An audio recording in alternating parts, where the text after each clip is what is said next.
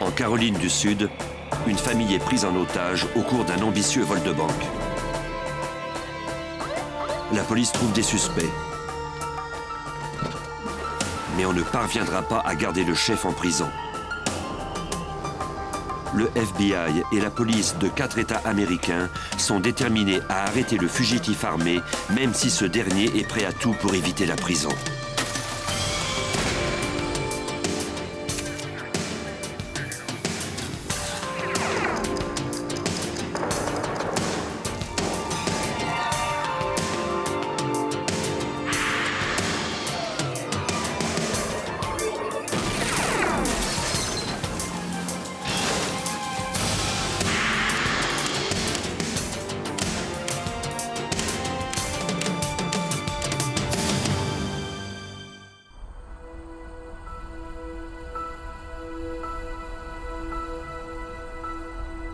Le fleuve Savannah marque la limite entre Augusta en Géorgie et Augusta Nord en Caroline du Sud. Du côté de la Caroline du Sud, un vendredi après-midi d'octobre 1995, Parker et Brenda Shaw rentraient chez eux avec leur petite fille Brianna. Ils la gardaient les vendredis après-midi parce que sa mère, Amy Shaw, travaillait plus tard ce jour-là comme caissière dans une banque.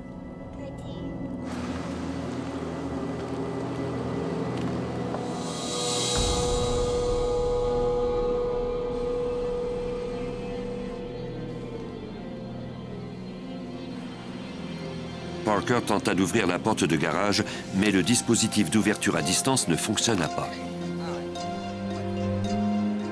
Ignorant que quelqu'un était tapis chez lui, il entra dans la maison pour aller ouvrir la porte de l'intérieur.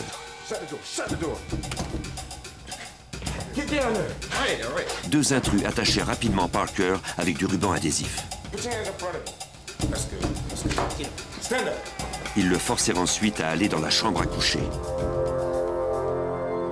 Dehors, Brenda commençait à s'impatienter.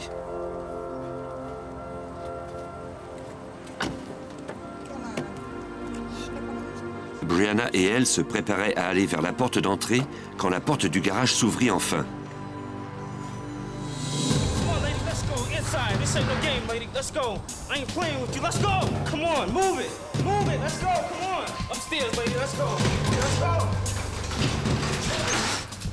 L'homme força Brenda à entrer dans la chambre où son mari était retenu par deux autres intrus.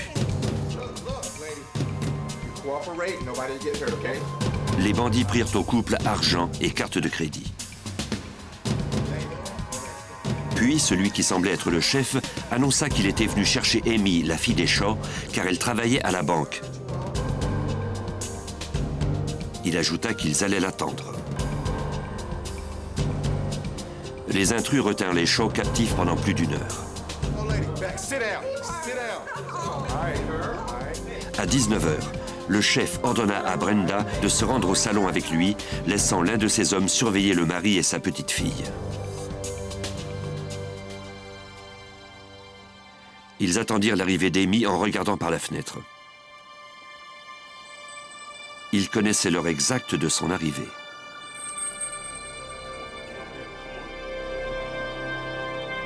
Pour Amy Shaw, c'était un vendredi soir comme les autres.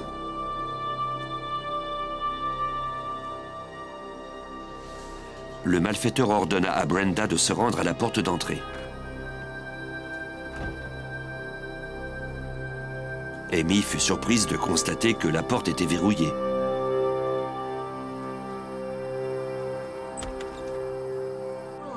Elle se douta aussitôt que la situation était anormale.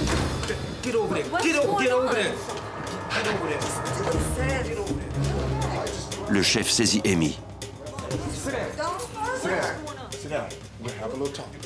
Il lui annonça qu'il les surveillait depuis un certain temps. Il connaissait leur emploi du temps et savait à quel moment ils pouvaient être attaqués. Il interrogea ensuite Amy sur le système de sécurité de la banque.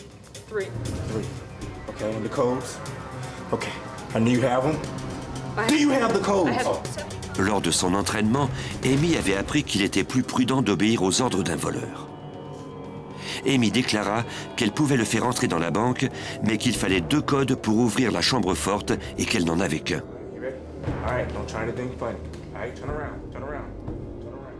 Il dit qu'il réglerait cette question une fois sur les lieux.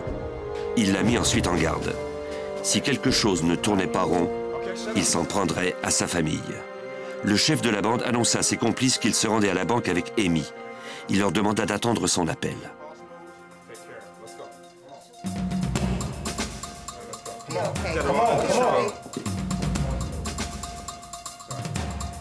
Les parents de la jeune femme et sa fillette espéraient que le chef ne ferait pas de mal à Amy. En partant, le ravisseur retira sa cagoule pour ne pas avoir l'air suspect au public. À la pointe de son arme, Amy traversa le fleuve Savannah pour se rendre en Géorgie où était située la banque.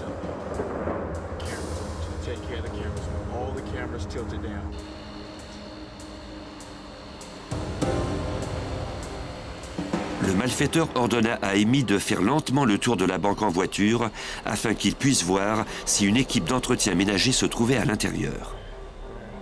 En passant à côté du guichet automatique, Amy espéra que l'appareil capterait le visage de son ravisseur. Quand il vit qu'il ne courait aucun danger, celui-ci donna l'ordre de se garer près de la porte arrière.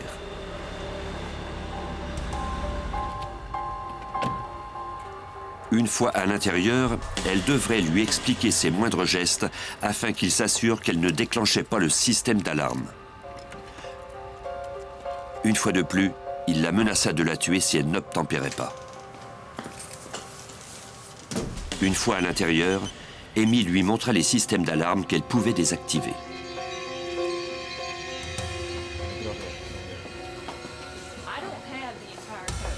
Elle lui expliqua alors qu'elle ne pouvait pas ouvrir la chambre forte seule.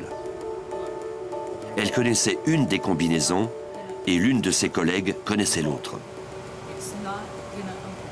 Le ravisseur rappela à Amy qu'aucun mal ne serait fait à sa famille si et seulement s'il pouvait entrer dans la chambre forte. À la maison des Shaw, les intrus avaient forcé la famille à rester dans le salon d'où ils pouvaient surveiller l'avant de la maison. Les Shaw espéraient que cette terrible mésaventure se terminerait sans incident, mais le ravisseur était de plus en plus nerveux et prêt à tirer.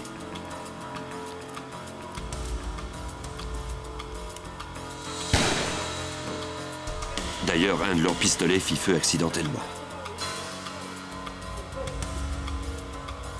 Les intrus craignaient que le coup de feu n'ait alerté les voisins. Ils furent encore plus inquiets quand ils virent une voiture se garer devant la maison.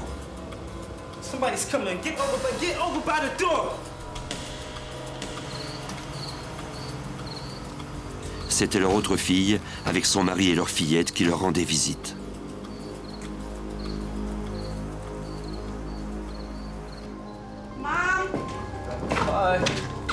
Ils furent maîtrisés dès qu'ils entrèrent dans la maison.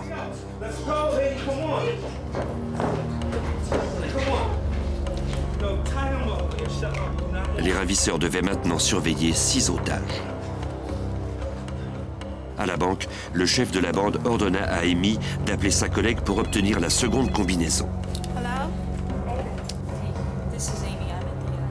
Quand Amy lui demanda la combinaison, sa collègue hésita à la lui donner car elle ne comprenait pas ce qui arrivait. Amy tenta de lui faire comprendre que sa famille était retenue captive. L'intrus lui arracha l'appareil des mains, menaçant la collègue d'aller chercher lui-même la combinaison. La collègue donna finalement la seconde combinaison pour protéger Amy. Le ravisseur garda la collègue en ligne pour s'assurer qu'elle n'appellerait pas la police. Amy introduisit en tremblant la deuxième combinaison. Mais la chambre forte ne s'ouvrit pas.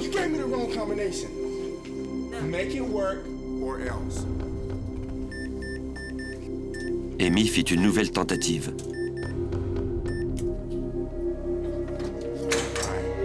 La porte s'ouvrit enfin. Le voleur s'assura qu'Amy garderait sa collègue au bout du fil. Il lui ordonna ensuite de lui indiquer quel casier contenait l'argent classé par numéro de série et lesquels contenaient des sachets de teinture prêts à éclater. Il n'y toucha pas.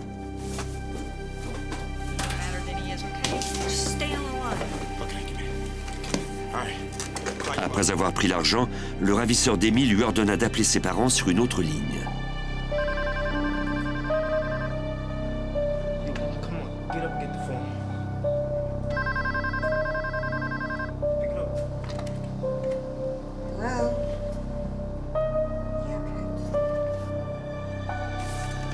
Le chef ordonna à ses complices de faire ce qu'il fallait à la maison, de partir et de l'aviser par téléavertisseur une fois en sécurité. Il s'enfuit avec plus de 86 000 $.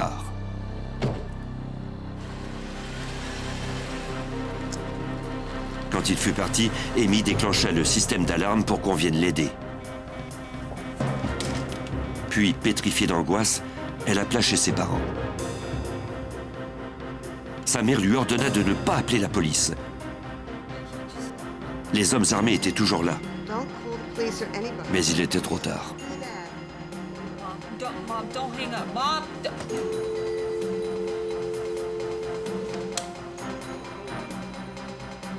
Les hommes s'assurèrent que les membres de la famille étaient encore ligotés.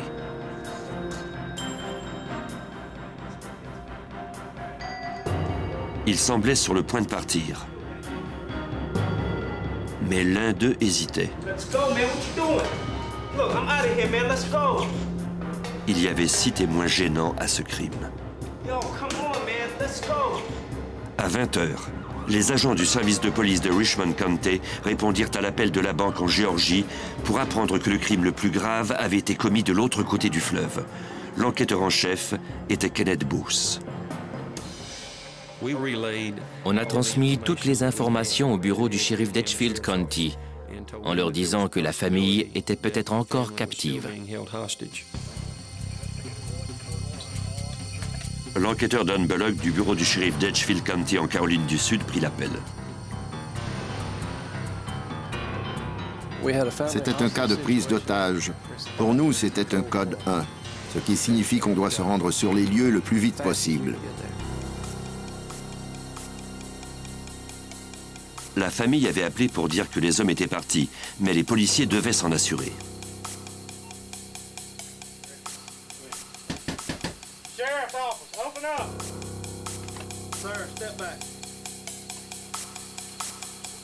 Les agents fouillèrent la maison pour s'assurer qu'il n'y avait plus d'intrus. Ils étaient sains et saufs. Physiquement, ils étaient en santé, mais mentalement, c'était une autre histoire. Ils avaient traversé une grosse épreuve. Les chats décrivirent les hommes du mieux qu'ils le purent. Ils n'avaient pas vu leur visage. Ils savaient seulement qu'il s'agissait d'hommes de race noire.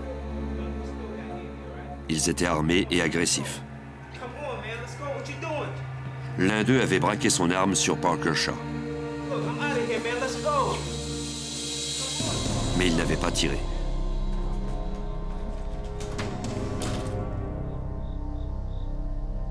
Une fois leurs assaillants partis, les Shaw s'étaient libérés de leurs liens et ils avaient attendu l'arrivée des policiers.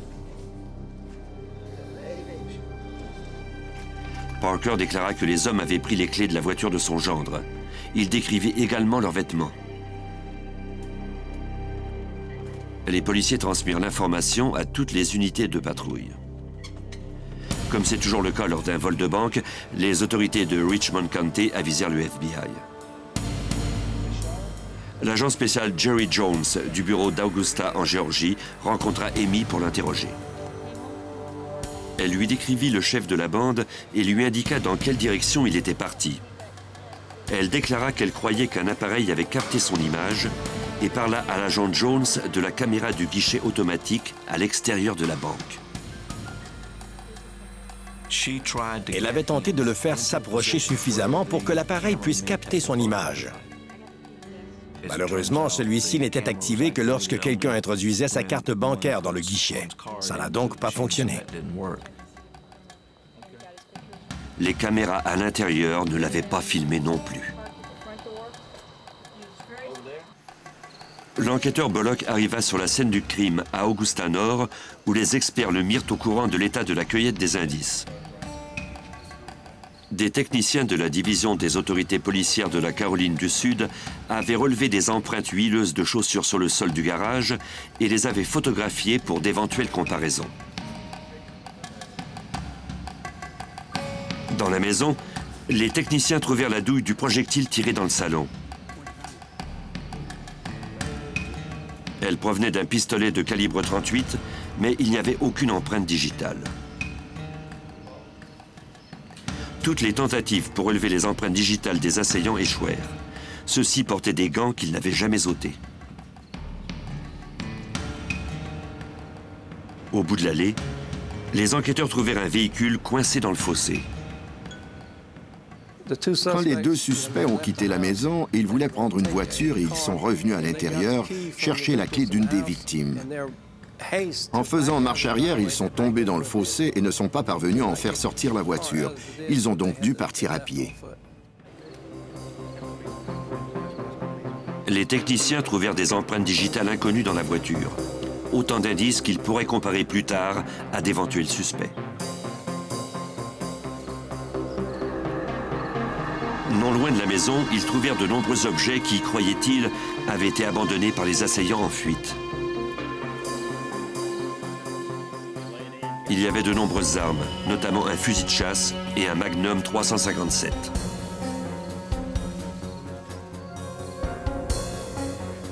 Des vêtements, des cagoules et des gants trouvés dans les buissons correspondaient à la description des vêtements des assaillants. Sans ces vêtements, les suspects ne ressemblaient guère à la description transmise aux unités de patrouille. Les policiers mirent toutefois les informations à jour. Il s'agissait de 3 hommes de race noire, 2 sans doute à pied et un autre à bord d'une berline bleu foncé. Ils étaient armés et dangereux.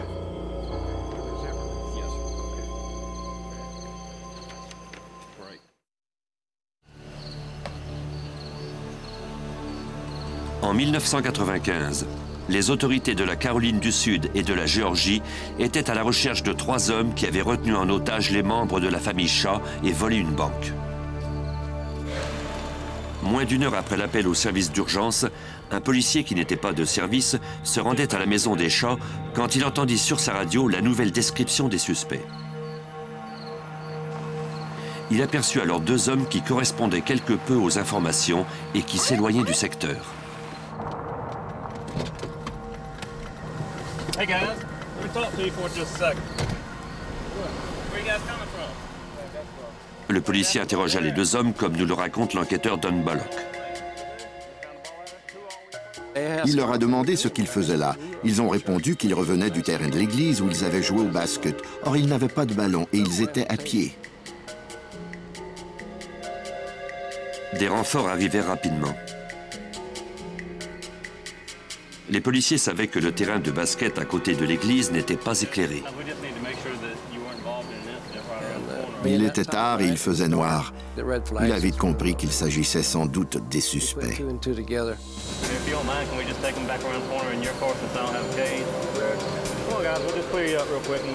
Les 2 hommes acceptèrent de se rendre à un poste de relais de la police près de la maison des Shaw pour y être interrogés.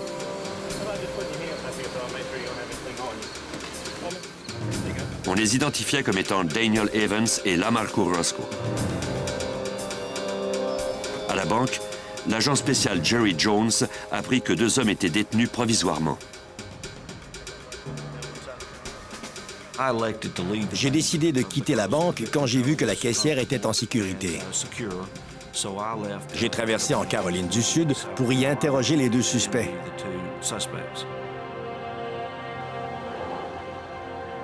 Jones arriva au poste de relais presque au même moment que les suspects. L'enquêteur Kenneth Booth et lui savaient qu'il était préférable de les interroger séparément.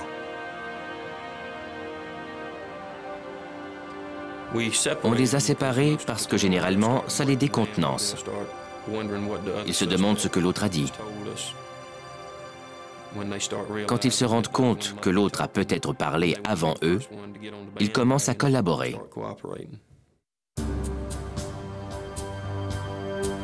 Les deux hommes avaient été incapables de décrire l'église où ils prétendaient être allés jouer au basket. Les enquêteurs avaient le sentiment qu'ils étaient mêlés au crime. L'agent spécial Jones commença par interroger Lamarco Roscoe. D'abord, vous tentez de découvrir ce qui pourrait leur faire peur. Ont-ils quelques lourds secrets à cacher ou quelque chose de ce genre? Dans ce cas-ci, ce qui a impressionné Roscoe, c'était la possibilité qu'il soit condamné à mort. Jones savait qu'Amy était en sécurité, mais il était prêt à parier que Roscoe, lui, ne le savait pas. Il lui dit alors qu'il se préoccupait beaucoup de la sécurité d'Amy. Je lui ai dit que si le troisième assaillant tuait la jeune femme, il risquait la chaise électrique pour complicité dans ce vol. Je ne lui ai jamais menti. Ma principale préoccupation, c'était la sécurité et le bien-être de la caissière. De plus, je ne mentais pas en lui disant que si le troisième ravisseur tuait Amy, lui et son complice pourraient être condamnés à mort. Le suspect ne tarda pas à reconnaître qu'il était impliqué dans le crime. Quand on lui demanda comment s'appelait le chef de la bande, il déclara qu'il ne le connaissait que par son prénom, Chris. Il croyait que la première lettre de son nom de famille était un J. Un autre des policiers connaissait bien les voyous d'Augusta. Il a reconnu ce nom et lui a demandé s'il parlait de Christopher Joburg. Le suspect a répondu que c'était bien lui. Jones interrogea ensuite l'autre homme, Daniel Evans. Je lui ai dit que son complice était déjà passé aux aveux et il m'a immédiatement raconté ce qui s'était passé ce soir-là. Je voulais qu'il me confirme le nom du troisième complice de son propre chef et il m'a tout de suite dit qu'il s'appelait Christopher Joburg. En parlant à Roscoe et Evans, les enquêteurs se rendirent compte que les deux hommes étaient sous les ordres de Joburg. Ce n'étaient pas eux, les cerveaux, qui avaient orchestré toute l'affaire. Ils ne savaient pas grand-chose de ce qui se tramait, si ce n'est ce qu'ils avaient fait au cours des derniers jours. Cela avait principalement consisté à accompagner Joburg à plusieurs reprises à différentes banques et à échafauder le plan de ce vol.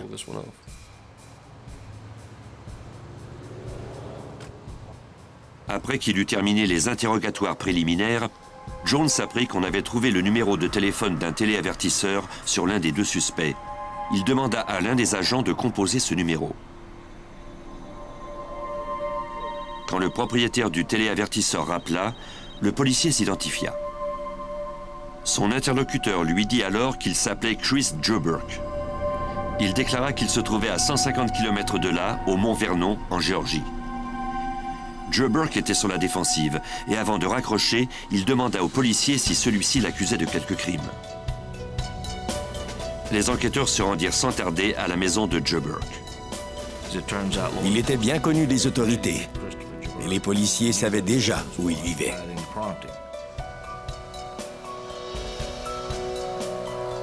S'il était le chef de la bande, il savait maintenant qu'il était recherché par la police. Avec une bonne avance et 86 000 $ en argent liquide, Christopher Joburg pouvait être n'importe où.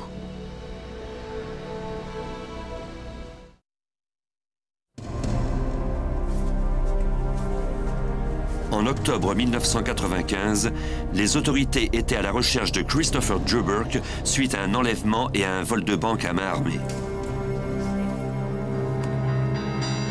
À la requête des agents du FBI et des policiers de Richmond County, la mère de Joburg l'appela sur son portable pour lui demander de venir parler aux autorités. Vers 1 h du matin, il arriva accompagné de sa petite amie.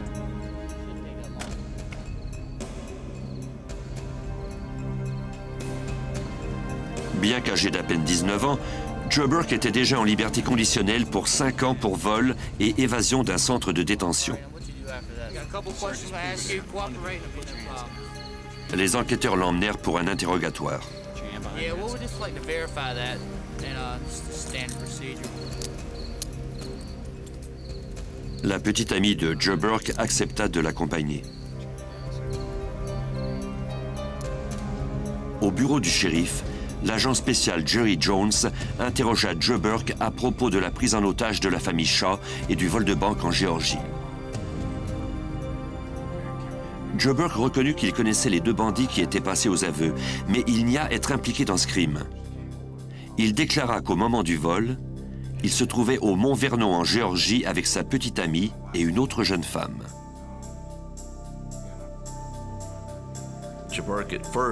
Joe Burke nous a dit qu'il était parti avec sa copine pour aller chercher l'autre femme et qu'il n'était revenu que plus tard à Augusta. Il a déclaré avoir été en compagnie des deux femmes toute la journée, même après être revenu à Augusta. Ils seraient allés voir un film tous les trois. Jones interrompit momentanément l'interrogatoire pour aller poser quelques questions à la petite amie de Joe Burke qui était venue au poste à la demande des enquêteurs. Les deux jeunes femmes n'ont pas corroboré cet alibi. Les autorités fédérales inculpèrent alors Joe Burke de vol de voiture, d'enlèvement et de vol de banque à main armée. Voici l'enquêteur Kenneth Booth de Richmond County. Après plusieurs interrogatoires, Joe Burke a finalement commencé à collaborer avec nous. Il nous a avoué qu'il avait participé au vol et à l'enlèvement. En fait, il nous a dit que c'était lui qui l'avait commis, mais il a nié avoir tout orchestré. Il a ajouté qu'il faisait partie d'une organisation criminelle très importante et qu'il ne nous révélerait rien d'autre parce qu'il craignait pour la sécurité de sa famille. Les complices de Joe Burke, Daniel Evans et Lamarco Roscoe, plaidèrent coupables à des accusations d'enlèvement et de vol à main armée. Ils furent tous deux condamnés à une peine de 30 ans de réclusion. Quant à Christopher Joe Burke, il fut poursuivi en justice par l'assistant du procureur Richard Goolsbee. Le seul problème dans cette affaire, c'était qu'on ne disposait d'aucune preuve scientifique. Chaque fois qu'on recevait un rapport de labo relatif à des empreintes digitales ou des traces de pas, on se retrouvait dans une impasse. Aucune d'elles ne correspondait à celle de Joe Burke. Heureusement, la caissière de la banque et les autres membres de sa famille étaient d'excellents témoins. Ils nous ont aidés à remporter cette cause.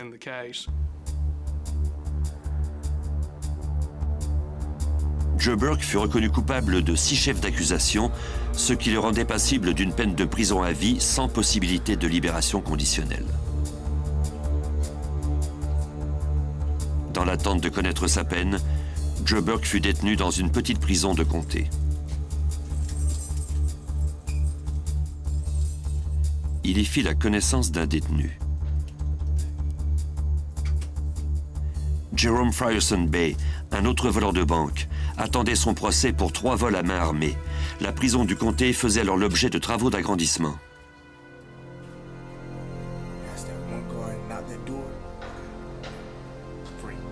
Les hommes avaient beaucoup de temps pour planifier une évasion.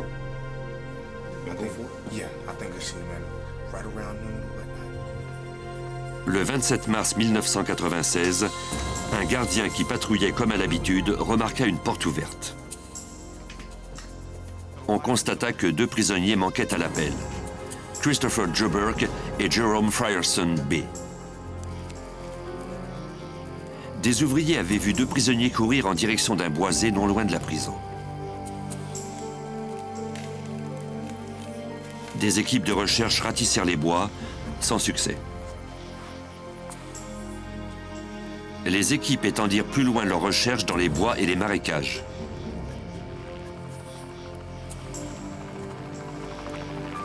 Des hélicoptères survolèrent méthodiquement la zone, mais on ne trouva rien.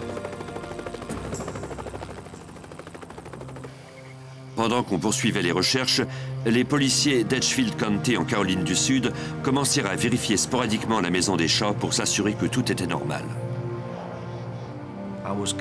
J'étais convaincu qu'il reviendrait chez sa mère. On a donc commencé une opération de surveillance de 24 heures par jour de la mère de Joe Burke et de sa petite amie. Les autorités veillaient au grain, mais Joe Burke ne se montra pas.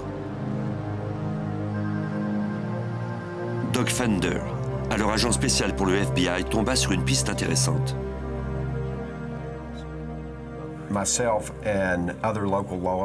Avec d'autres enquêteurs du secteur, nous menions une enquête sur un vol d'auto dans la région d'Augusta. Il s'agissait d'une Mitsubishi Eclipse verte. Un détenu de la prison nous a alors indiqué qu'il avait cédé ce véhicule volé à l'une des amies de Joe Burke.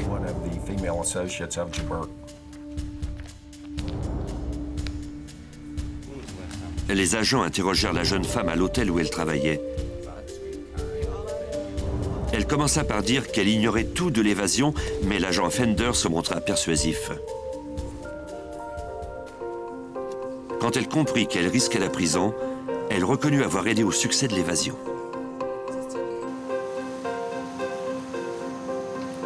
Elle déclara que la petite amie de Joe Burke et elle avaient laissé une voiture volée dans un parc de stationnement près du boisé jouxtant la prison.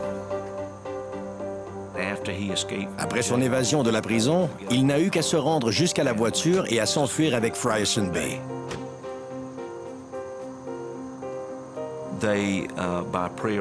Ensuite, comme prévu, ils se sont rendus à un campement préparé à leur intention par les deux jeunes femmes. Ils y ont trouvé des vêtements, de l'eau et tout le nécessaire.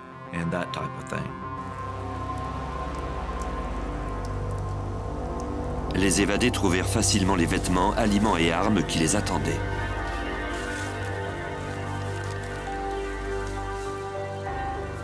Ils étaient libres, mais ils avaient besoin d'argent. Ces voleurs de banque savaient exactement ce qu'ils devaient faire.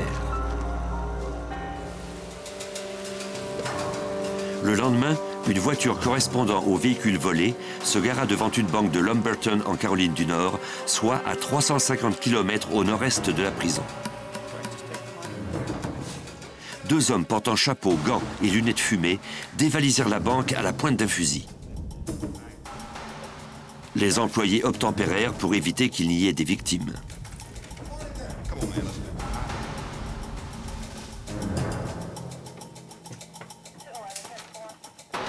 La police de Lumberton et les agents du FBI de la Caroline du Nord se rendirent sur la scène du crime.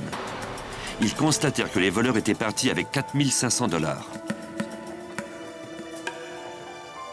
Des caméras de sécurité avaient filmé toute la scène. Les images étaient trop floues pour qu'on puisse discerner les visages des voleurs, mais les descriptions qu'en avaient faites les employés correspondaient à celles de Joe Burke et de Frierson Bay. De plus, la voiture dans laquelle ils avaient pris la fuite était la même que celle des fugitifs. Cette voiture était le meilleur indice pour les retrouver, selon l'agent Doug Fender. On a introduit la description de cette voiture dans la base de données nationale. On a découvert que les policiers de Lumberton, en Caroline du Nord, l'avaient retrouvée.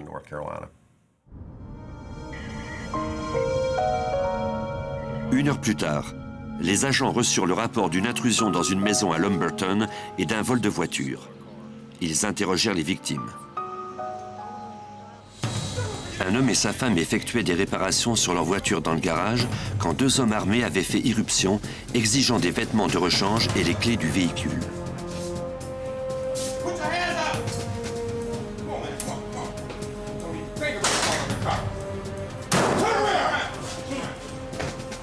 Et ils étaient aussitôt repartis. Le couple identifia Joe Burke et Frierson Bay parmi les photos de plusieurs hommes. On a ensuite transmis la description de ce deuxième véhicule. Pour retrouver les deux complices, on dut suivre la piste des banques qu'ils dévalisaient. On a remarqué que plusieurs banques avaient été volées le long de l'autoroute 95. Durant la période où l'on suivait Frierson Bay et Joe Burke, on les soupçonnait d'avoir dévalisé entre 11 et 14 banques sur la côte Est. Lors de ces vols, les caméras avaient capté l'image d'un ou deux hommes correspondant à la description des fugitifs. Grâce aux enregistrements magnétoscopiques et aux identifications de témoins, nous avons pu établir que les deux hommes étaient encore ensemble en arrivant dans le secteur de Fredericksburg, en Virginie. Les agents concentrèrent leurs efforts au New Jersey, où vivaient des proches parents de Frierson Bay. En nous basant sur des informations fournies par le public suite à la diffusion d'une émission, on a retracé Frierson Bay dans un motel de Paterson au New Jersey.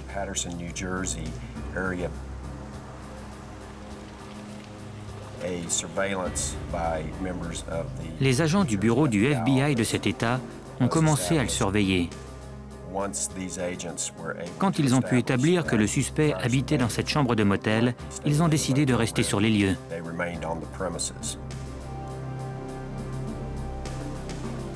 S'il était armé, il pouvait être dangereux de s'approcher de la porte de sa chambre.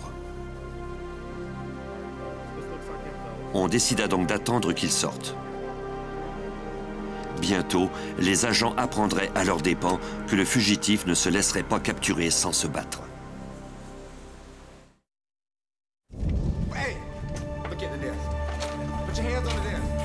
Après que deux évadés eurent commis une série de vols de banque à main armée, les agents croyaient avoir retracé l'un d'eux, Jerome Frierson Bay, à un motel du New Jersey.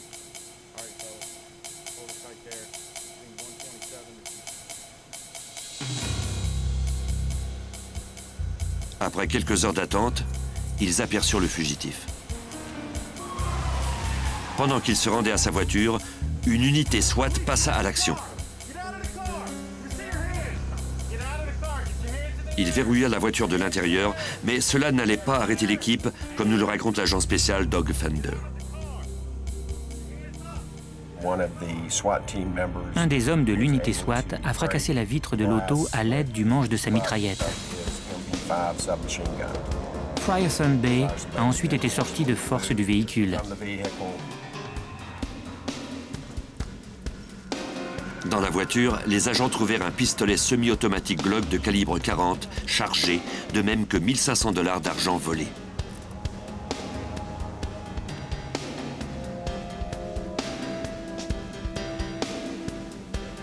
On fouilla dans sa chambre de motel, mais on ne trouva aucune trace de Christopher Joe Burke, son complice. Jerome Frierson Bay plaida coupable à 10 vols de banque à main armée et fut condamné à 19 ans d'emprisonnement sans possibilité de libération conditionnelle. Il déclara qu'il ignorait où Joe Burke se trouvait. Pour l'agent spécial Jerry Jones du FBI, retrouver Christopher Joe Burke était sa priorité numéro 1. On croyait que Joe Burke et Frierson Bay étaient partis chacun de leur côté et que Joe Burke était retourné en direction de la Géorgie. J'ai toujours pensé que Joe Burke rentrerait chez lui. Le FBI offrit alors la récompense de 10 000 $ et ajouta le nom de Joe Burke à la liste des 10 hommes les plus recherchés quand une téléspectatrice fournit une piste prometteuse. Selon elle, le fugitif habitait avec son pasteur à Atlanta, bien que celui-ci ne sût pas que Joe Burke était un criminel. Elle était tombée sur Joe Burke en vérifiant l'état de la maison du pasteur après que celui-ci eût été hospitalisé à la suite d'une défaillance cardiaque. Une équipe d'arrestation surveilla la maison en se faisant passer pour des jardiniers. Le 9 mai 1996, un véhicule se gara dans l'entrée de la maison du pasteur.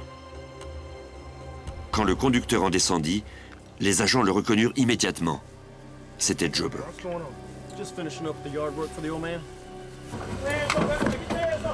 L'équipe d'arrestation passa à l'action.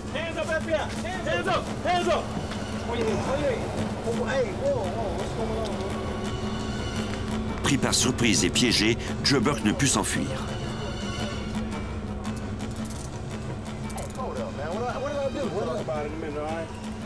En le fouillant, les agents trouvèrent 2 000 $ dans une de ses chaussettes.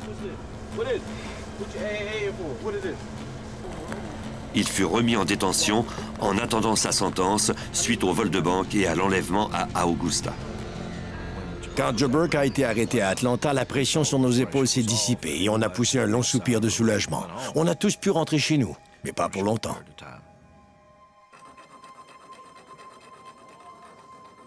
Joe Burke refusait d'abandonner.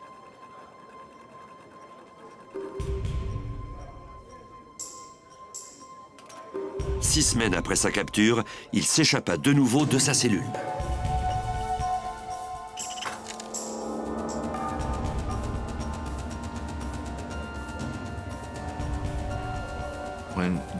Quand Joe Burke s'est évadé, on m'a téléphoné.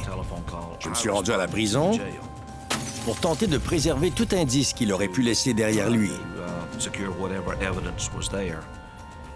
On a trouvé un morceau de lame de scie. Il était sorti par la fenêtre de sa cellule pour se retrouver dans une cour protégée par une double grille recouverte d'un protecteur à accordéon.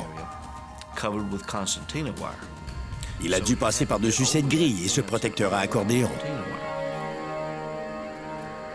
Les agents fouillèrent le terrain et examinèrent la grille dont le haut était surmonté de barbelés coupants. Ils trouvèrent les fragments d'un uniforme de prisonnier.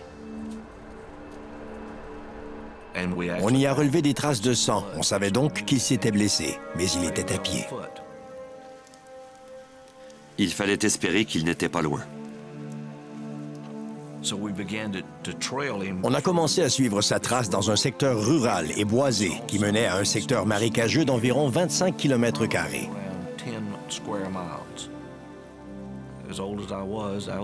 Même si je n'étais plus tout jeune, je suis resté avec l'équipe pendant plusieurs jours et l'on a cherché en vain. J'ai alors pensé qu'on pourrait peut-être le retracer à l'aide de matériel électronique. J'ai contacté la commission de l'énergie atomique située en Caroline du Sud et ils m'ont fourni un hélicoptère équipé d'un système infrarouge qui est sensible à la chaleur.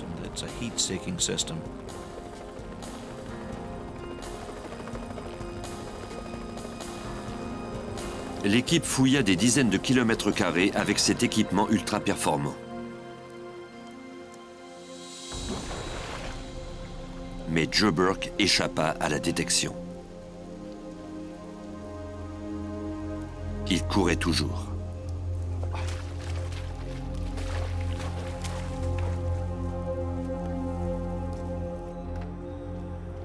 Quatre jours plus tard, un policier en congé à Epling en Géorgie crut apercevoir le fugitif.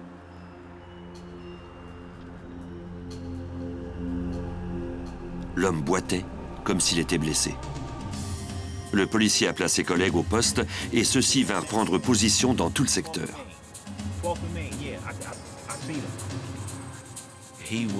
On l'a trouvé dans un secteur boisé, derrière une école, où on l'a arrêté.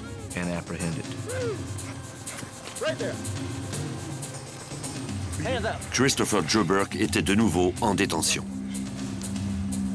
2 semaines plus tard, il fut enfin jugé coupable du vol d'Augusta, de l'enlèvement d'Amy Shaw et de la prise d'otage de la famille de celle-ci. L'assistant du procureur Richard Goolsbee fit l'impossible pour que Joe Burke ne retourne jamais dans la société. Notre rôle consiste à protéger la population. C'est notre plus importante responsabilité.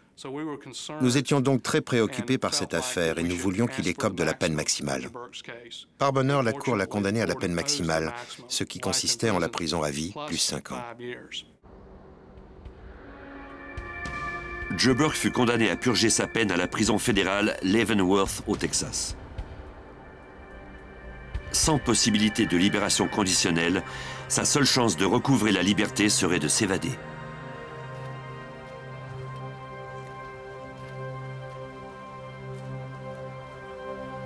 Quelques semaines après sa sentence, on trouva Joe Burke alors qu'il faisait une autre tentative d'évasion accroché sous le camion d'une blanchisserie.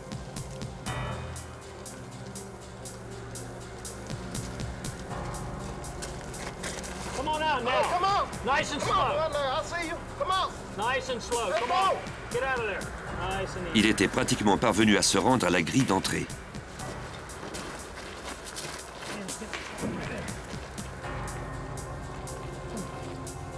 Joe Burke fut ensuite transféré au pénitencier fédéral à sécurité maximale d'Atlanta, en Géorgie.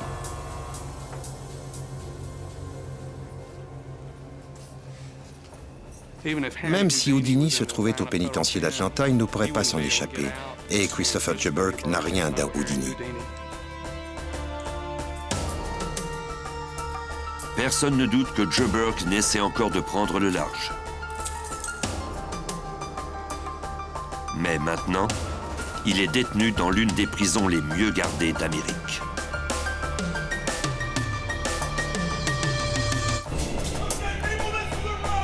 En 1996, Spokane, dans l'État de Washington, est aux prises avec une série de violentes explosions et de vols. Le FBI croit que ces crimes sont dus à un groupe de radicaux dont l'objectif est de renverser le gouvernement.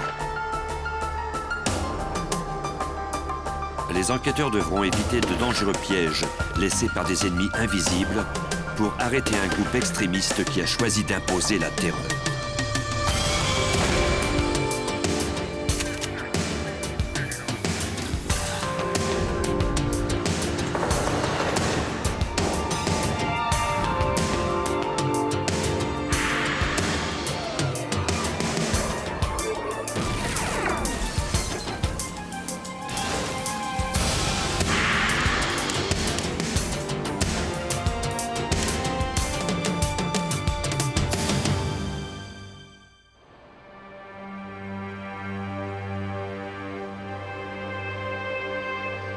La ville de Spokane, dans l'État de Washington, compte 200 000 habitants. Elle est située près de la limite est de l'État, à côté de celle de l'Idaho. Le lundi 1er avril 1996, 2 douzaines de personnes travaillaient dans un des bureaux du journal Spokesman Review. À 14h30, une camionnette se gara derrière l'immeuble.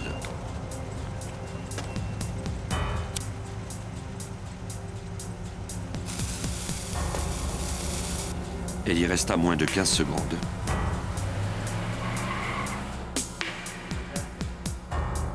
Dans l'immeuble, un reporter finissait de rédiger son article avant de rentrer chez lui pour passer le reste de l'après-midi avec son fils.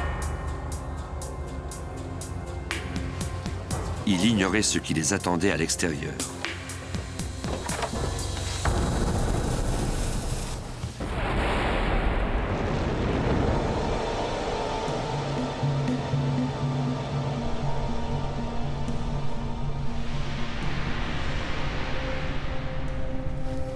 Malgré d'importants dégâts à l'immeuble, il n'y eut pas de blessés.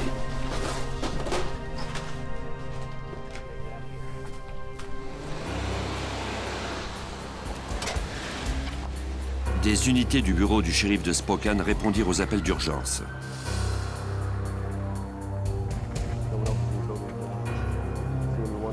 Le reporter et son fils n'avaient rien vu d'anormal.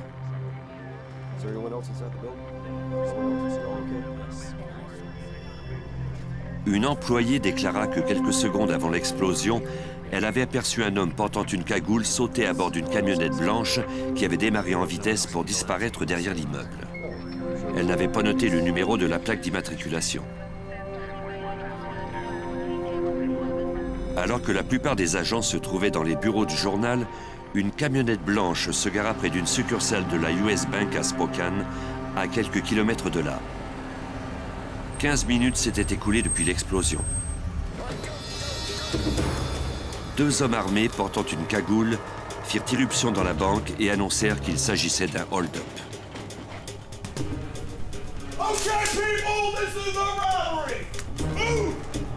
Pendant ce temps, une caissière appuya sur le bouton de l'alarme silencieuse.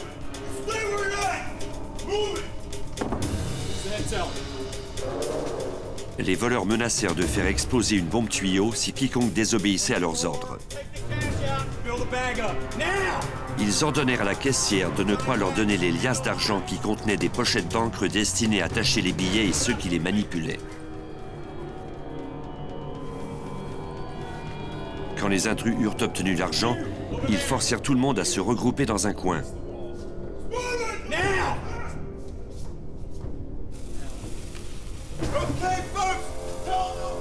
Ils braquèrent leurs armes sur les otages pendant que de précieuses secondes s'écoulaient et que la mèche de la bombe se consumait.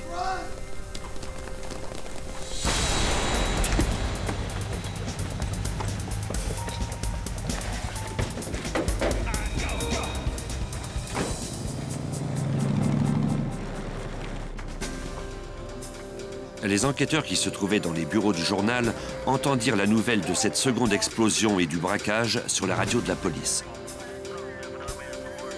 Comme il n'y avait plus de danger sur la première scène de crime, plusieurs enquêteurs se rendirent à la banque. Le bureau du shérif dépêcha d'autres policiers sur la deuxième scène de crime.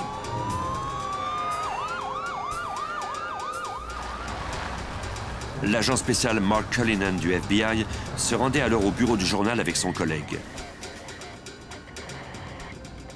Nous nous rendions là-bas quand nous avons appris qu'il y avait eu un vol de banque et une explosion. Comme je m'occupe prioritairement de vols de banque, je me suis immédiatement dirigé vers cet établissement.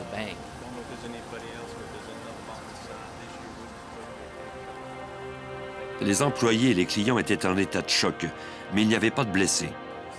Ils croyaient que tout le monde était sorti avant l'explosion. Les enquêteurs n'avaient toutefois pas encore écarté tout danger sur la scène du crime. Le sergent James Godwin, superviseur de l'escouade anti-bombe, devait s'assurer que l'immeuble était sécuritaire avant que les policiers n'y entrent. Nous craignions qu'il n'y ait une deuxième bombe. En effet, chaque fois qu'on a affaire à une bombe, il est toujours possible qu'il y en ait une autre. Les criminels qui utilisent les explosifs laissent parfois une autre bombe destinée aux policiers. L'escouade anti-bombe fouille à la banque et conclut qu'il n'y avait pas d'autres bombes ni de victimes à l'intérieur. On avisa les policiers qu'ils pouvaient entrer et commencer l'enquête sans danger.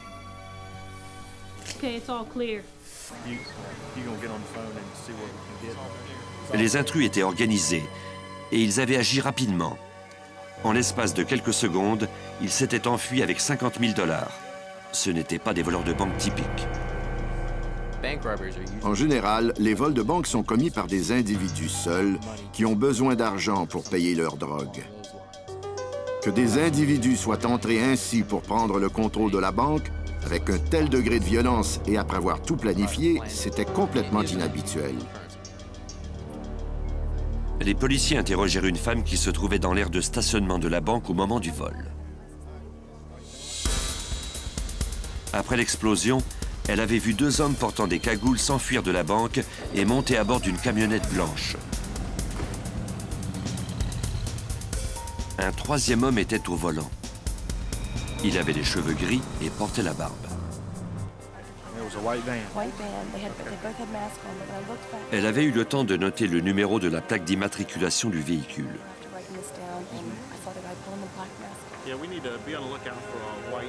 Les policiers découvrirent que la camionnette avait été volée à Ellensburg.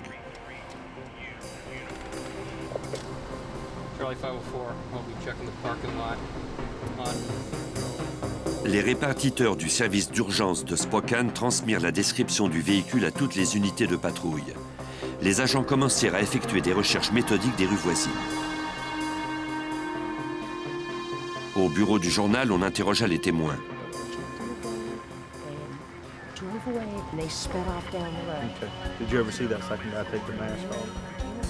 La femme qui avait aperçu la camionnette près du journal avait également affirmé que le conducteur était un homme d'âge mûr, aux cheveux gris et portant une barbe. Mais le lien le plus solide entre les deux affaires était sans contredit des dépliants de propagande religieuse, comme on en trouve fréquemment dans le secteur.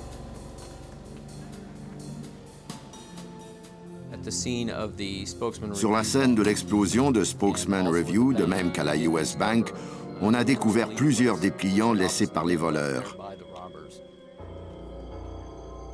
La propagande religieuse est très répandue dans le coin. Très souvent, ces groupes distribuent leurs dépliants dans tout un quartier, en les laissant sous les essuie-glaces des voitures, par exemple, ou devant chez vous. Ces dépliants font état de leurs idéaux. Ils essaient ainsi de faire circuler leur message. Mais ce groupe en particulier avait laissé son message avec des bombes et après avoir commis un vol. Les patrouilleurs poursuivirent leur recherche de la camionnette blanche.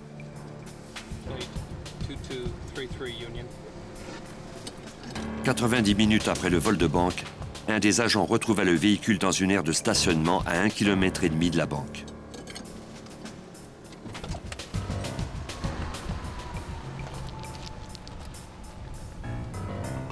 D'où il était, il ne pouvait savoir si les voleurs se trouvaient à bord.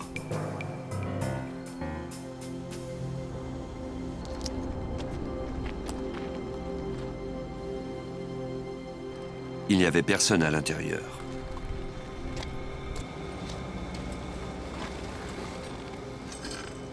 La répartitrice mit le policier en garde. Le véhicule pouvait avoir été piégé avec une bombe.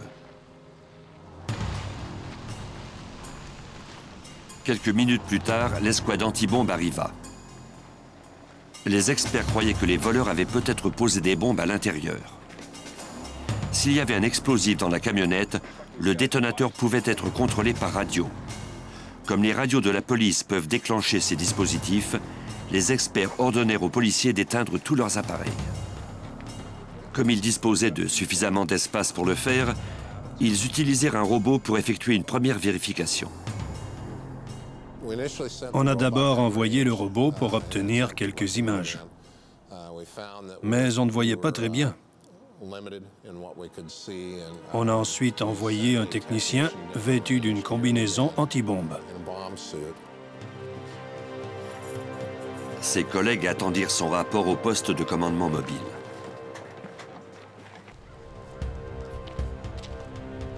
Même dans les situations les plus périlleuses, les spécialistes doivent garder les mains nues pour effectuer les opérations les plus délicates. C'est un des risques de leur travail. Ça sentait l'essence. Il a alors cru voir de l'essence couler de l'une des portières de la camionnette. Ensuite, il a vu un dispositif d'amorçage. Il semblait avoir été placé là pour enflammer l'essence. Comme le dispositif n'était pas contrôlé par radio, les policiers purent rouvrir leur appareil. Attaché à la mèche, le technicien vit le petit dispositif d'amorçage qui devait mettre le feu à la mèche.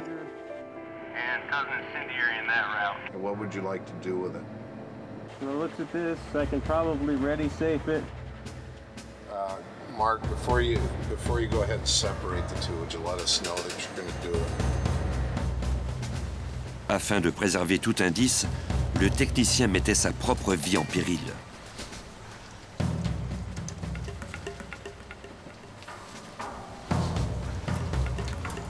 Okay, go ahead and make the cut.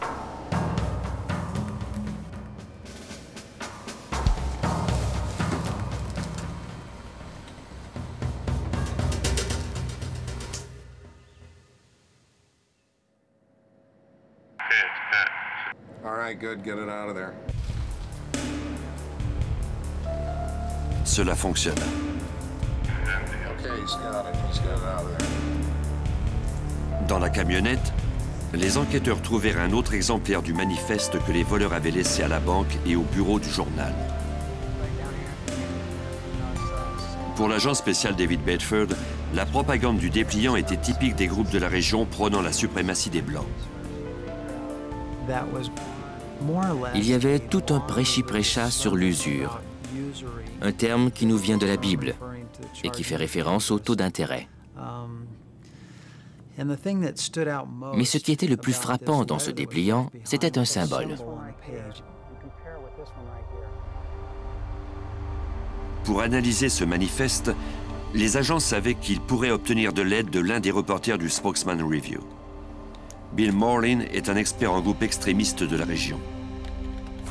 J'étudie les groupes racistes du Nord-Ouest depuis 22 ans. Le plus important d'entre eux, la nation aryenne, est situé à 55 km de Spokane, dans le nord de l'Idaho. Il a attiré dans la région beaucoup d'autres groupes, comme ceux qui contestent les impôts, les groupes contre l'avortement, le Ku Klux Klan et la bande Comitatus.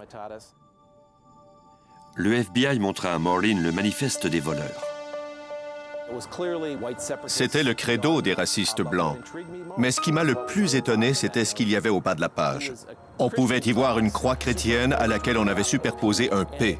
C'était le logo du sacerdoce de Phinéas. Les individus qui se réclament du groupe de sacerdoce de Phinéas ou de Phiné prétendent commettre leurs crimes en vertu de la loi de Dieu telle qu'ils l'interprètent. Ils peuvent même voler des banques, par exemple, pour financer leurs projets et renverser le gouvernement fédéral. Maureen parla alors aux agents d'une entrevue qu'il avait faite quelques mois plus tôt.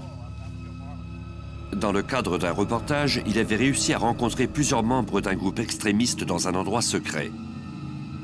Ceux-ci ne s'étaient pas identifiés comme membres du sacerdoce de Phinéas, mais leurs croyances étaient semblables. En arrivant là-bas, on a rencontré 7 ou 8 individus, lourdement armés de fusils de chasse automatiques, d'armes de poing et portant des vêtements de camouflage. Ils nous ont fait une démonstration de plusieurs exercices militaires. Les hommes lui expliquèrent qu'ils travaillaient en cellule, sans chef officiel ni organisation. L'absence de chef les rendait plus difficiles à retracer par les autorités. Ils déclarèrent qu'ils préparaient une confrontation armée avec le gouvernement fédéral. J'ai alors demandé, mais qu'est-ce qui arriverait si un agent de police vous arrêtait pour une infraction au code de la route et trouvait ses armes après l'un de vos exercices militaires? Et l'un d'eux m'a répondu sans hésiter, je tuerai le policier. Quand vous avez un tel arsenal, a-t-il ajouté, vous courez un grand danger. Et pour protéger le groupe, vous tueriez n'importe quel agent de police. Les agents croyaient que ces voleurs étaient aussi dangereux qu'insaisissables.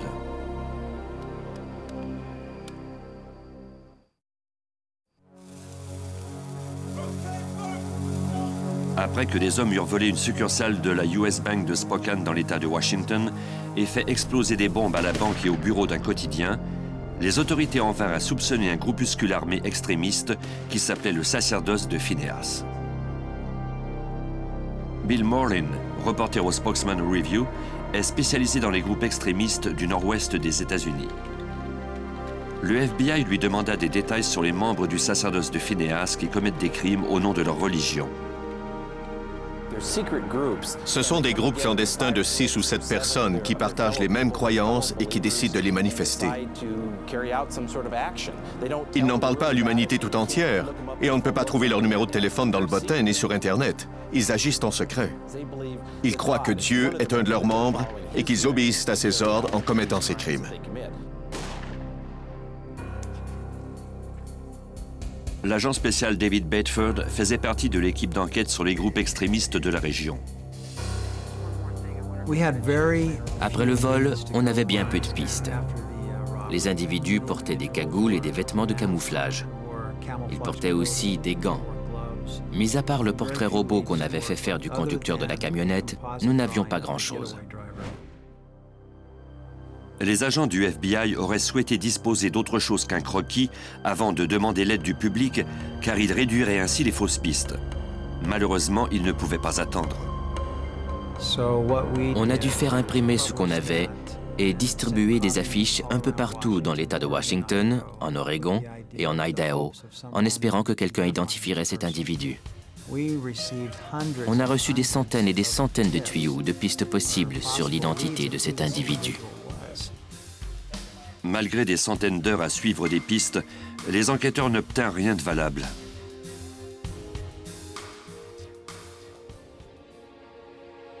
L'affaire ne progresserait pas tant que le groupuscule ne passerait pas de nouveau à l'action. Le 12 juillet, soit 3 mois après les premiers assauts, une femme aperçut un homme portant une cagoule en train de mettre une bombe devant une clinique de Spokane.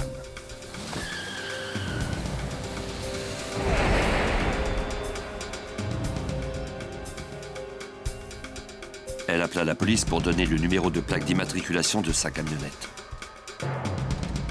Les répartiteurs de la police dépêchèrent des pompiers et des policiers sur les lieux.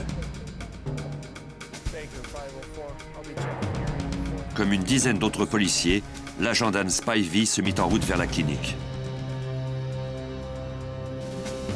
Ce que les policiers ignoraient, c'était qu'au même moment, la banque volée en avril était la proie d'un nouveau braquage. Cette fois, il y avait 3 hommes armés plutôt que 2. Comme lors du vol précédent, les assaillants avaient une bombe. Une des caissières reconnut la voix d'un des voleurs et elle déclencha l'alarme silencieuse pendant qu'elle lui remettait l'argent. Les hommes étaient d'une redoutable efficacité. Ils se parlaient en langage codé et semblaient avoir planifié le vol à la minute près. Mais ils n'avaient pas remarqué la caissière du guichet pour automobilistes qui travaillait dans une aile séparée de la banque. Alors que les clients à l'intérieur de la banque avaient les yeux rivés sur les armes braquées sur eux, tout semblait normal pour ceux de l'extérieur.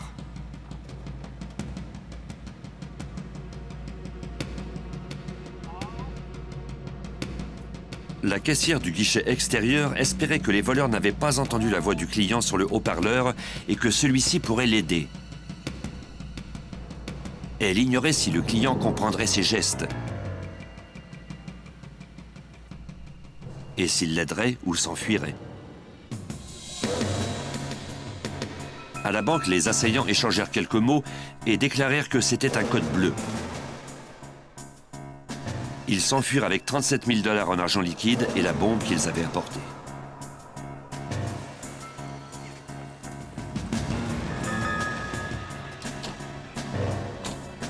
Le client du service à l'auto vit des hommes montés à bord d'une camionnette.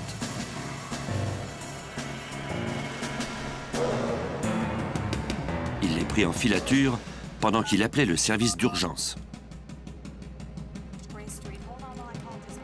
La répartitrice de Spokane conseilla à l'homme de ne pas courir de risques inutiles.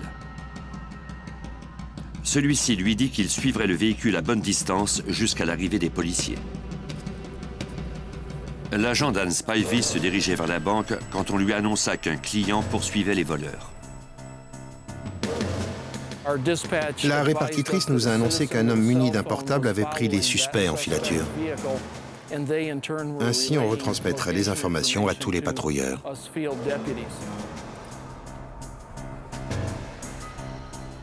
Spivey changea de direction pour tenter de rattraper les voleurs. Le client de la banque donnait régulièrement des informations sur son emplacement, mais il peinait à suivre la camionnette des suspects sans être repéré. Derrière un centre commercial, le client a perdu le véhicule de vue. J'ai fouillé rapidement le secteur pour le retrouver, mais sans succès. J'ai dû retourner à mon point de départ pour recommencer les recherches, mais cette fois-ci de façon plus méthodique.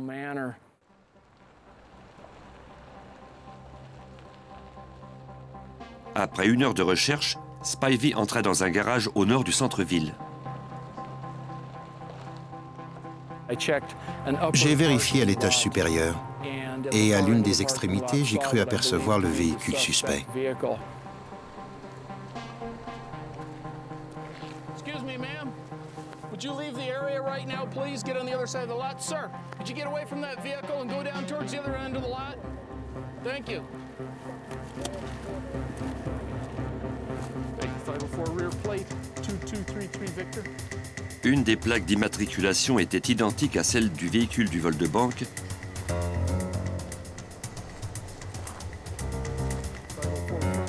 Et l'autre à celle du véhicule de la tentative d'explosion de la clinique. Il ne semblait y avoir personne à bord.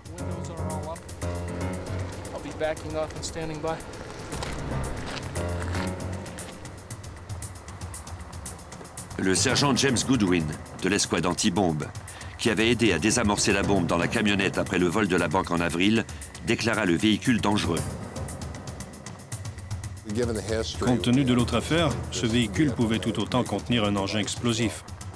Si l'on tenait compte du fait que c'était leur deuxième tentative et qu'ils avaient échoué la première fois, il était logique de penser que cette fois-ci, ils auraient tout fait pour réussir à faire exploser le véhicule.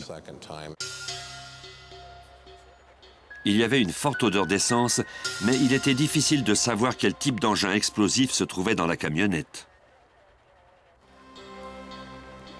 Plutôt que d'envoyer un membre de l'escouade, les techniciens utilisèrent leur robot spécialisé. Ils le dirigeaient à distance, en sécurité dans le camion de l'unité.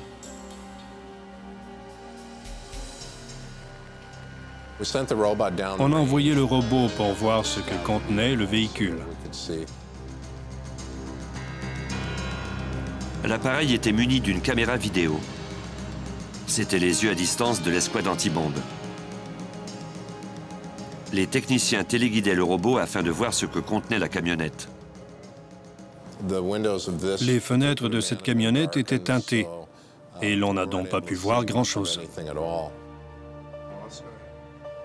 Il semblait bien y avoir quelque chose dans le véhicule, mais la caméra du robot n'arrivait pas à renvoyer une image nette à cause des vitres teintées. Les techniciens activèrent alors le canon qui tire un projectile à l'aide de pression à eau plutôt qu'avec de la poudre explosive pour éviter les étincelles.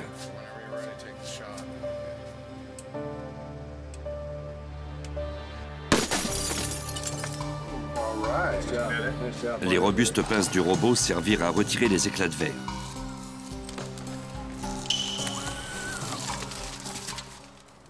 Après avoir brisé la vitre, on a pu voir à l'intérieur et constater qu'il y avait un dispositif pour mettre le feu. On aurait dit que cela devait allumer un incendie dans la camionnette, ce qui aurait détruit beaucoup d'indices.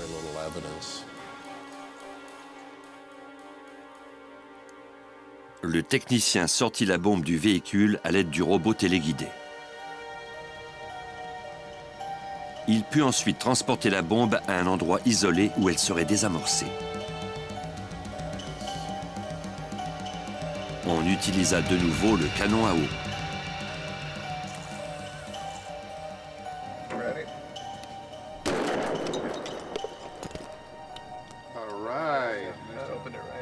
Une fois encore, les hommes avaient utilisé une camionnette volée, mais cette fois-ci, les enquêteurs ne trouvèrent aucun dépliant ni indice à l'intérieur.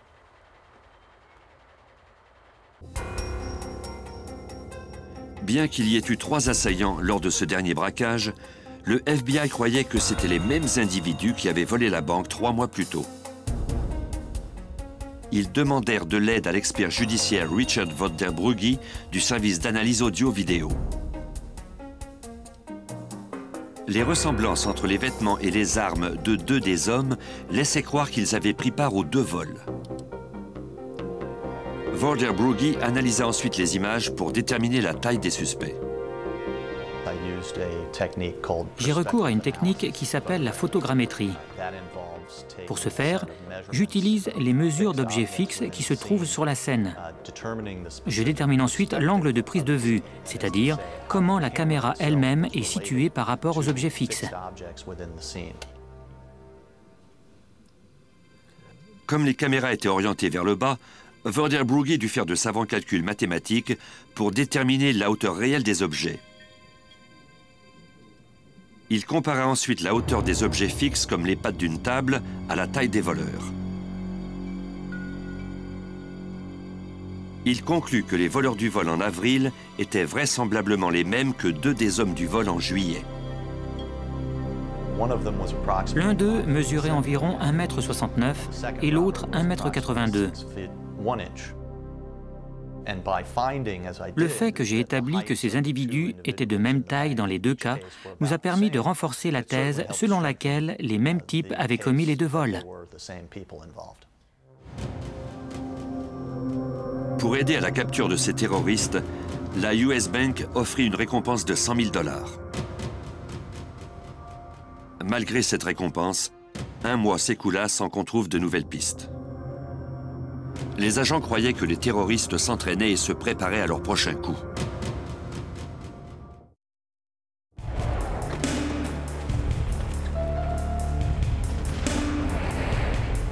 Après que les autorités eurent imputé quelques vols de banque à Spokane au même groupe de terroristes, la US Bank offrit une récompense de 100 000 $.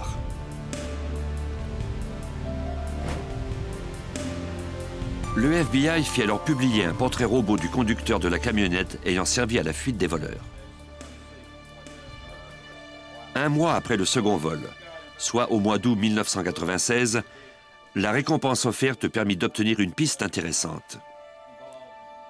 Un informateur croyait avoir reconnu l'homme du portrait robot. L'informateur, un armurier autorisé à vendre des armes, déclara l'avoir rencontré avec d'autres hommes quelques mois plus tôt. C'était avant le premier vol de banque. Il avait vendu à un groupe d'hommes des vêtements et de l'équipement militaire. Selon lui, l'un d'eux ressemblait à l'individu du portrait robot. Le groupe s'était informé sur des explosifs plastiques et un bazooka. Les hommes lui avaient ensuite demandé de l'aide pour équiper leur Jeep d'une carcasse de char et de bipieds pour leur mitrailleuse. L'homme avait refusé, ne voulant pas être mêlé à des activités illégales. Avant qu'ils partent, l'un d'eux s'était vanté du fait qu'un petit groupe d'hommes allait bientôt contraindre une banque bien établie à se mettre à genoux devant lui. L'informateur déclara qu'il avait rencontré ces hommes à un atelier de mécanique qui appartenait à l'un d'eux. L'atelier était situé dans la petite ville de Sandpoint en Idaho, à 120 km au nord-est de Spokane. À la fin du mois d'août, le FBI envoya des agents à Sandpoint pour explorer cette piste. Ceux-ci louèrent un immeuble abandonné à partir duquel ils pouvaient voir l'atelier de mécanique. Ils purent ainsi observer discrètement les hommes pendant qu'ils équipaient leur Jeep. L'agent spécial Mark Cullinan croyait avoir trouvé les voleurs. En observant les sujets au jour le jour, il y avait de quoi se poser des questions. D'abord parce qu'aucun d'entre eux ne semblait avoir d'emploi. C'était un signe qu'ils obtenaient leur argent par d'autres moyens. Comme on ignorait ce qu'était devenu l'argent des vols de banque, c'était une hypothèse viable. Les agents photographièrent les suspects et toute personne qui les fréquentait. L'un des hommes identifiés était Robert Berry. Celui-ci possédait un atelier de mécanique à Sandpoint et pourtant il ne semblait y avoir aucune activité commerciale. Les agents identifièrent ensuite un autre suspect, Charles Barbie. Même si celui-ci n'avait pas d'antécédents judiciaires, il avait été arrêté pour avoir tenté d'acheter de l'équipement à des militaires.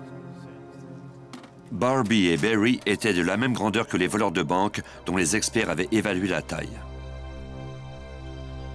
Le FBI détermina que le troisième homme était Vern Merrill. Celui-ci semblait être le chef du groupe. Il ressemblait au conducteur de la camionnette décrit par des témoins des attentats et des vols de banque. Les agents devaient maintenant colliger plus d'informations sur ces hommes. Pour les obtenir, ils durent courir des risques.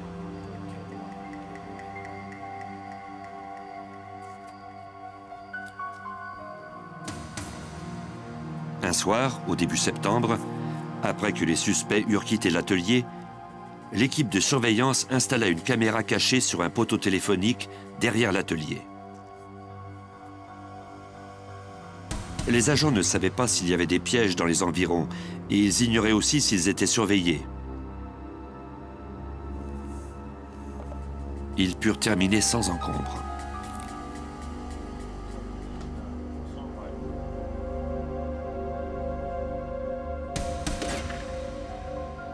Ce que la caméra leur révéla était terrifiant.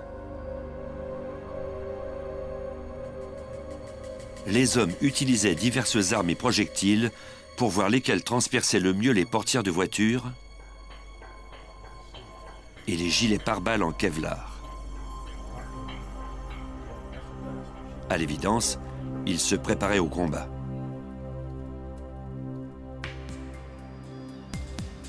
Au cours de cette opération de surveillance qui dura quelques semaines, le FBI épia les suspects du haut des airs et par voie terrestre lors de leur déplacement dans plusieurs villes du Nord-Ouest. Il y avait tout lieu de croire qu'ils repéraient des banques en vue de les dévaliser.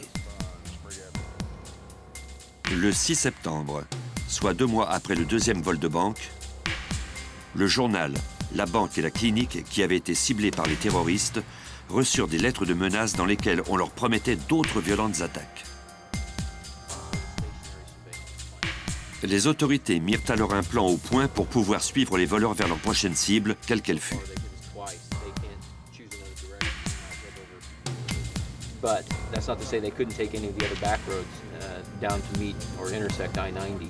So what we're going to have to do is come up with points far enough away that they can't take a back road and get around behind us before getting in their home territory up there.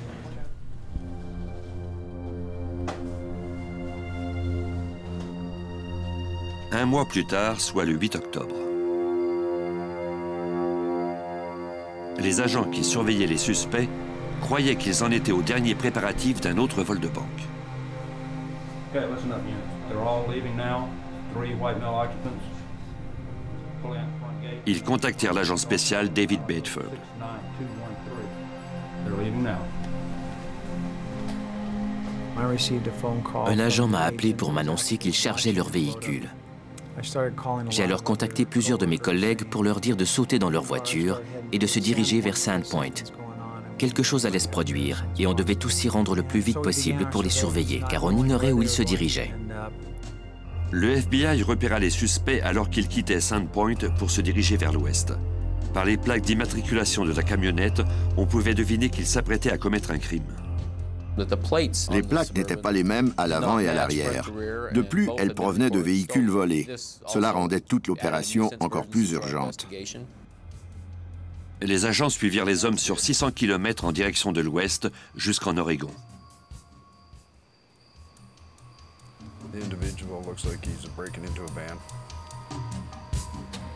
À Hood River, les agents virent les hommes voler une camionnette sur le terrain d'un concessionnaire de voitures d'occasion et l'ajouter à leur convoi.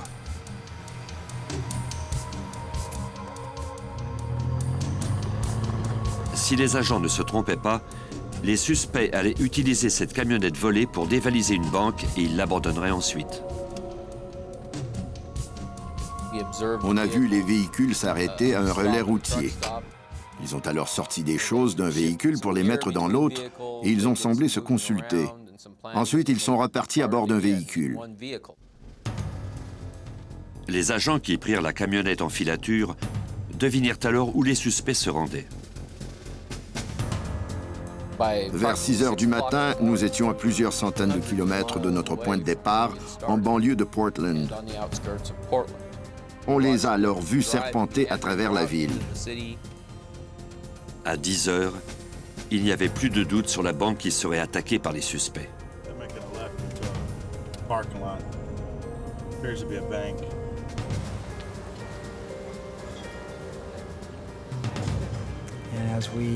On les a vus arriver dans l'aire de stationnement de la banque et l'on a avisé les responsables de l'établissement. Ils ont aussitôt verrouillé les portes et gardé tous les clients à l'intérieur. Nous projetions de les arrêter alors qu'ils descendraient de la camionnette et tenteraient d'entrer dans la banque. Les agents attendirent que les suspects passent à l'action.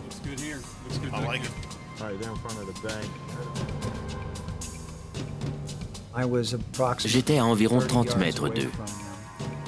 Et avec mes jumelles, je pouvais voir ce qu'ils faisaient dans la camionnette. Ils sortaient leurs armes. Ils enfilaient leurs cagoules et leurs vêtements de camouflage. Bref, ils se préparaient à dévaliser la banque. C'est à ce moment-là qu'ils ont vu ce que nous voyions aussi. Des clients essayaient d'entrer dans l'établissement et ils se butaient à une porte verrouillée.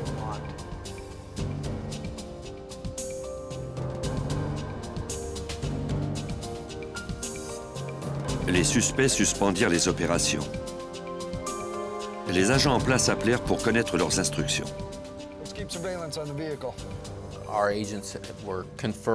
Nos agents consultaient le bureau du procureur des États-Unis, de même que les chefs de nos divisions, afin qu'on détermine si on avait assez d'indices pour procéder à l'arrestation des sujets.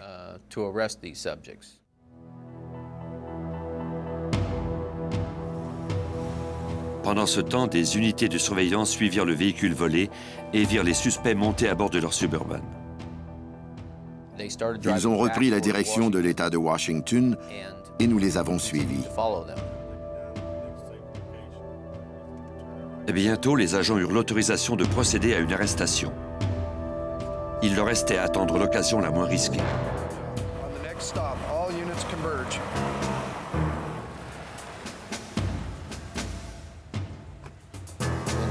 Quand les sujets se sont arrêtés pour faire le plein dans une station-service de l'État de Washington, on a décidé que c'était le meilleur endroit pour les arrêter, comme on nous l'avait ordonné.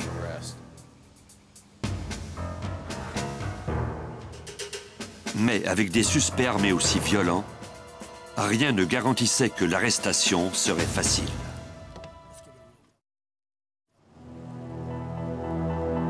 Après une enquête de plusieurs mois sur des présumés terroristes, des unités de surveillance avaient suivi les suspects jusqu'à une station-service de l'État de Washington. 2 des suspects restèrent dans un de leurs véhicules, pendant que le 3e entrait dans la station-service. L'agent en chef mit alors l'opération en branle.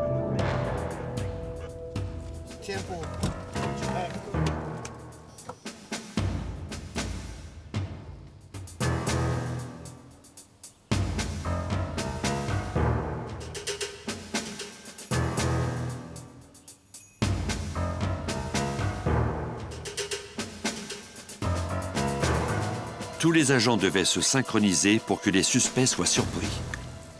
FBI, you're under arrest. FBI, freeze the wheel. Hit the car. Hit the car. Freeze. Hands on the wheel. Hit the car, sir. Put your hands on the car. Hands on the bed of the vehicle. Put your hands on the car. Vern Merrill, Robert Berry et Charles Barbie furent arrêtés sans opposer de résistance. L'agent spécial David Bedford découvrit alors que les choses auraient pu très mal tourner.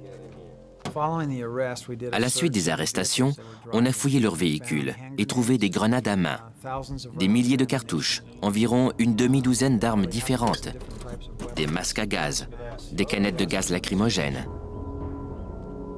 Ces types étaient vraiment prêts à tout. Les agents trouvèrent également une lettre de menace adressée à la banque de Spokane qu'ils avaient dévalisée à 2 reprises. Malgré ces 3 arrestations, le FBI savait qu'un dernier suspect courait toujours. Une des questions à laquelle nous n'avions pas encore répondu, c'était qui était le 3e homme qui était entré dans la banque le 12 juillet, en plus du conducteur. On ne savait pas qui était cet individu. Les agents interrogèrent des amis et des relations des 3 hommes arrêtés. Ils apprirent alors que le 4e individu était vraisemblablement Brian Rattigan. Une des choses qui inquiétait les agents du FBI, c'était l'expérience militaire de Brian Rattigan. Apparemment, il avait subi un entraînement de tireur d'élite. L'enquête qu'on a menée sur lui a été par conséquent très prudente, très réfléchie. Ceux qui connaissaient Rattigan déclarèrent qu'il était lourdement armé, bien entraîné et paranoïaque de surcroît. Le FBI, tout comme la famille du suspect, voulait à tout prix éviter une confrontation violente. On a demandé l'aide de la famille de Brian Rattigan. Après avoir discuté avec les membres de sa famille, ils en sont venus à la conclusion qu'il serait dans le meilleur intérêt de Brian qu'il soit arrêté. Ils lui ont alors envoyé un ticket de train pour lui et sa femme. C'était un faux billet, à une heure où l'on savait qu'il n'y avait pas d'autres passagers dans une gare de l'État de Washington. Des agents secrets faisaient le guet, déguisés en employés.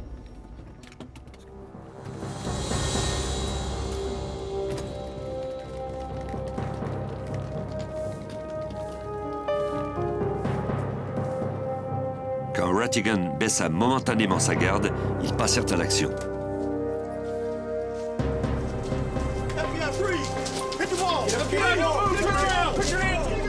Rattigan n'eut pas le temps de riposter ni de s'enfuir. Lui et ses complices seraient jugés pour leurs crimes, mais pas pour leur opinion politique ou religieuse. Le FBI n'enquête pas sur les individus ou les groupes en raison de leurs convictions. Nous enquêtons sur des crimes, et nous le faisons parce qu'il s'agit d'actes violents.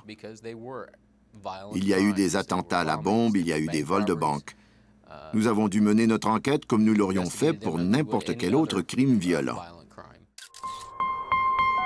Le 24 juillet 1997, Charles Barbie, Robert Berry et Vern Merrill ont été trouvés coupables d'attentats à la bombe, de vol à main armée, et ils ont tous 3 été condamnés à la prison à vie. Lors d'un autre procès, Brian Rattigan a été trouvé coupable d'accusations similaires et il a été condamné à 55 ans de prison. Même si une cellule du sacerdoce de Phineas se trouve maintenant derrière les barreaux, le FBI et les experts comme Bill Marlin, reporter au Spokesman Review, n'ignorent pas que d'autres groupes extrémistes sont toujours actifs. Depuis 1996, le nombre de cellules a diminué, mais je crois qu'il y en a encore beaucoup. Les membres de ces groupuscules sont violents et secrets et ils sont tout aussi dangereux. Si ces groupes commettent des crimes, le FBI n'arrêtera pas de les poursuivre tant qu'il ne les aura pas démantelés.